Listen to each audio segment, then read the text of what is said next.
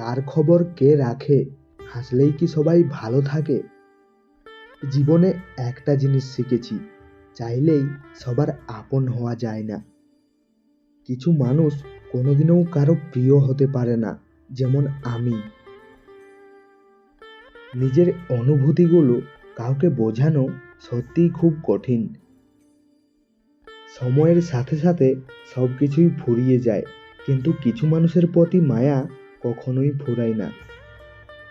কারো পছন্দের হওয়াটা খুব সহজ, কিন্তু সবসময় তার পছন্দের হয়ে থাকাটা খুব কঠিন। জীবনটা ঘড়ির কাঁটার মতো হয়ে গেছে, প্রয়োজন ছাড়া কেউ ফিরেও তাকায় না।